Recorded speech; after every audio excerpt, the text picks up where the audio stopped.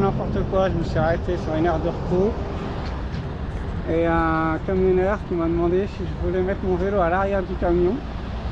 Donc du coup c'est parti, on va faire 100 km ensemble. Me déposer un petit peu plus loin. Donc les aventures les aventures rocambolesques qui continuent. Je suis trop content, franchement je suis trop content. Petit résumé de ce qui s'est passé hier soir. Alors je suis actuellement sur les hauteurs de Al Dana, une petite oasis se trouvant à environ 120 km à l'est de la frontière avec l'Arabie Saoudite. Hier, j'étais à 250 km de l'Arabie Saoudite. Ce qui fait que j'ai fait 125 km en une journée, ce qui est impossible avec la chaleur qu'il fait.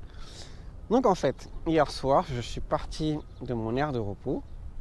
J'ai fait 24 km et je me suis arrêté tranquillement à une aire de repos pour camionneurs. Il y avait un camion déjà sur place et au bout de 5 minutes, un autre camion est arrivé. Donc moi, j'ai pas prêté attention, je commence à sortir mes affaires pour manger. Et là, un camionneur vient me voir et on commence à discuter. Il me demande où je vais, d'où je viens, etc., etc. Et assez rapidement, le gars me demande si je veux mettre mon vélo dans son camion. Il me dit voilà, je travaille à Ruwais, qui se trouve 115 km plus à l'ouest. Il me dit bah écoute, si tu veux, on met ton vélo dans le camion, puis je t'emmène. J'ai dit vas-y, ouais. J'ai dit vas-y. Moi ça me fait 115 bornes en moins à faire. Ça fait 2 ou 3 jours de vélo de moins à faire aussi. Donc du coup voilà, ce matin je me retrouve à Al Dana. Il me reste 120 bornes à faire pour aller en Arabie. Là c'est une grosse ville, il y a tout ce qu'il faut à disposition. Donc franchement c'est top. Je suis super content. Et tu vois, quelques années en arrière, j'aurais refusé ce genre d'invitation. Avec l'ego du cyclotouriste, tu vois, qui veut tout faire lui-même. Non, j'ai pas besoin d'aide, je veux faire tout. Je veux tout faire à vélo tout seul, sans l'aide de personne. Sauf qu'en fait, des fois, les circonstances, la fatigue, la météo, la chaleur, la monotonie des routes, fait que, en fait, quand tu reçois ce genre de proposition, tu dis oui, en fait. Et c'est ce que j'ai fait, j'ai aucun regret. Franchement, c'était trop bien, super gentil. Super gentil de sa part, un Indien, il m'a donné de l'eau, il m'a donné des gâteaux. Et franchement, c'est vraiment top. Donc je pense que des fois, il faut apprendre à accepter les cadeaux que les gens te font. Bon, j'ai repris la route il y a à peu près 15-20 minutes. Il est 17h30. Je suis reparti à 17h. J'ai quitté Al Dana ce matin. Donc j'ai fait 30 bornes ce matin depuis Al Dana pour rejoindre une station-service.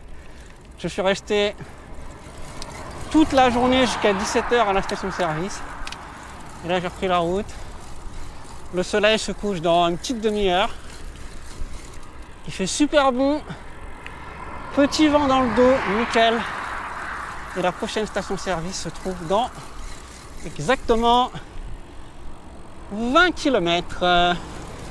Il y a un panneau qui m'indique station-service 20 km. Donc c'est comme ça que je procède en fait aux Émirats parce qu'il fait beaucoup trop chaud la journée. Donc je roule à la fraîche le matin. Je m'arrête en milieu de matinée grand max et je repars comme ça vers 17h.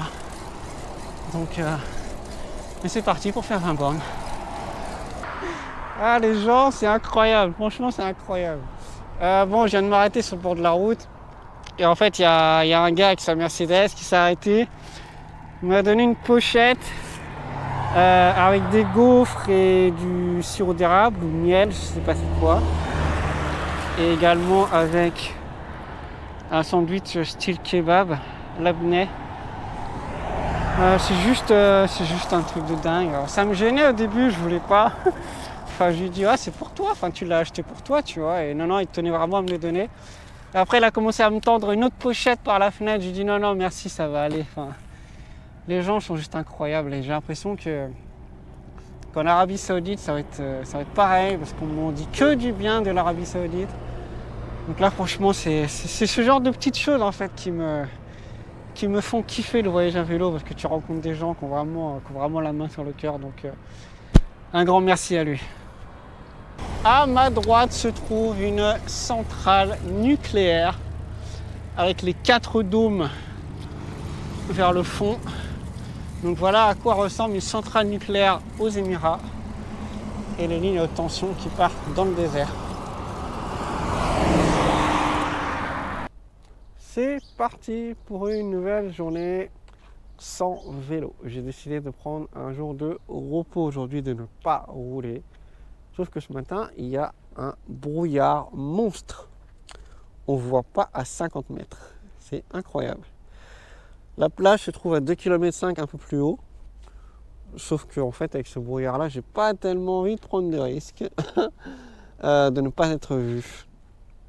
Donc du coup, je vais attendre. Je vais prendre mon petit déj tranquillement à l'intérieur. Et puis aller faire un petit tour à la plage de ce matin, revenir là cet après-midi. Et sûrement repartir demain matin ou ce soir, je sais pas. Il me reste 65 km avant d'atteindre l'Arabie Saoudite. Un bonheur! Ah, le brouillard commence à se dissiper petit à petit. Donc là, je vais en direction de la plage. Vraiment top. Bon, j'étais en train de me chercher un endroit pour me baigner lorsque j'ai été accosté par un monsieur qui m'a amené jusqu'à sa maison, qui se trouve ici. Mon vélo est là-bas. Et du coup, j'ai cette plage à disposition qui lui appartient. Donc en fait, il y a des maisons tout le long de la côte, des deux côtés. Alors la plage est extrêmement sale. Ça me fait mal au cœur de voir autant de déchets sur une plage. Mais bon, voilà, je vais profiter avant de reprendre la route un peu plus tard dans la journée ou demain. L'eau est magnifique. Un vrai bonheur, franchement, et il n'y a personne. C'est franchement top.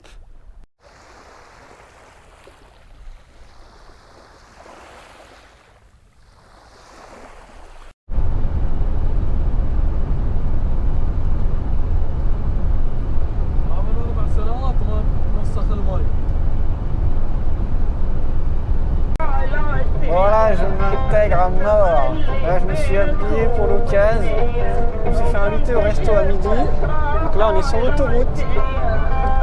Direction Silla. Direction Silla, une quarantaine de kilomètres. Et ensuite, je reviendrai à la station-service pour faire du vélo ce soir parce qu'il ne faut pas déconner. I just want to say something for your camera. Yeah. You're most welcome to your other country, United Arab Emirates. Yeah. And it's a pleasure having a person like you going around the world. Yeah. You're gonna remember this journey. Yeah.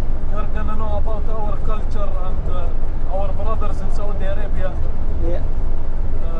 And please feel free whenever you have more friends or you're coming back to our country. You know where's our house. Yeah. And you can come whenever you are here. You know our point in Baraka. Yeah. You can visit us whenever you come, you or your friends. Yeah, thank you very much. Shukran.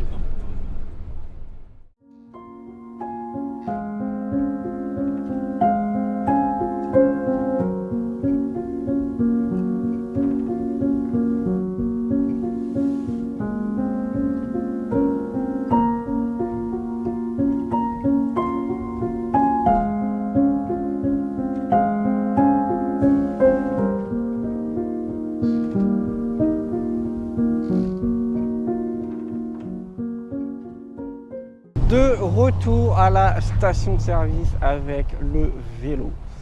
Quelle journée incroyable! J'ai quitté Ahmed et son fils il y a 1 heure environ pour retourner ici et me reposer un petit peu avant de reprendre la route.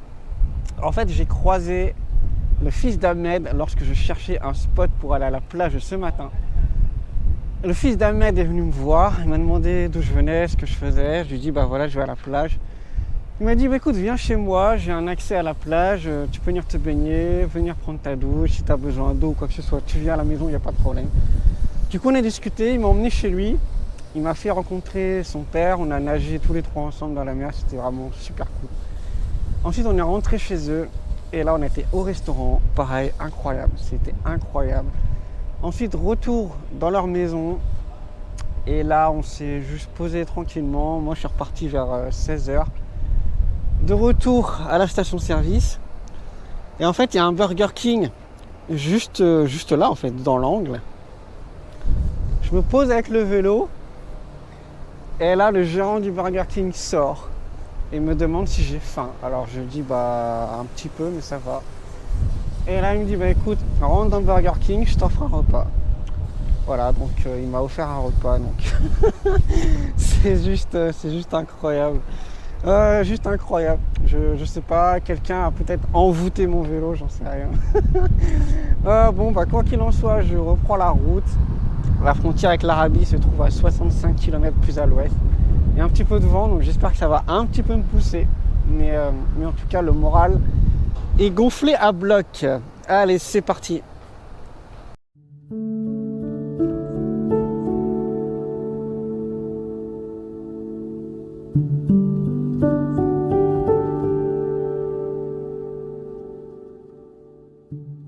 C'est parti pour l'Arabie Saoudite, 8e pays de ce tour du monde à vélo.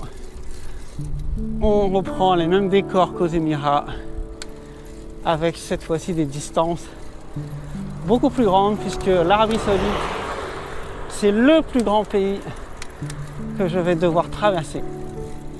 Et l'Arabie Saoudite, c'est également le seul pays au monde qui n'a aucun fleuve ni rivière coulant sur son territoire. Donc c'est particulier comme pays, c'est vraiment que du désert. Il y a des petits oasis à droite à gauche, mais aucun fleuve ni aucune rivière.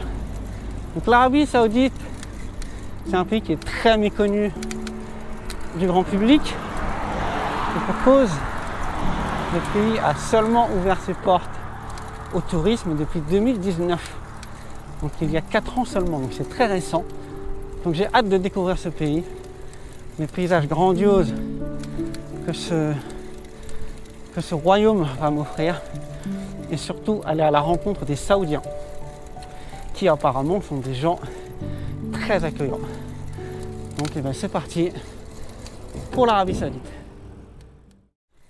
Alors sinon, le passage de la frontière entre les Émirats et l'Arabie Saoudite s'est bien passé, ça a été long, j'ai quand même mis 1 heure. Et je crois que c'est la plus grosse frontière que j'ai jamais traversée de toute ma vie. Donc tu passes aux Émirats, tu payes pour sortir des Émirats. Et ensuite, pendant 2 ou 3 bornes, tu as une zone tampon où il n'y a rien en fait. C'est rempli de barbelés, de grillages, tu as des mitrailleuses d'installer. Tu as vraiment l'impression de rentrer dans un pays en guerre. Et en fait, tu n'es ni en Arabie, ni aux Émirats. En fait, tu es dans une zone neutre. C'est un petit peu particulier comme endroit. Et il y a bien 2-3 km entre la sortie de la douane côté émirati et l'entrée de la douane côté saoudien. Il y a bien 2-3 bornes entre les deux, quoi. Donc c'est vraiment particulier.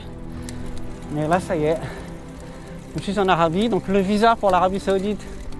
Donc j'ai pris un visa touriste classique à multiples entrées, valable 3 mois, 90 jours. Et j'ai payé 130 €. Donc c'est cher, c'est un visa qui est très cher. C'est de loin le visa le plus cher de tous les pays que j'ai traversé et que je vais traverser. Mais bon, c'est le prix à payer pour découvrir cet endroit absolument dingue. Je pense que des touristes, je ne vais pas en croiser beaucoup.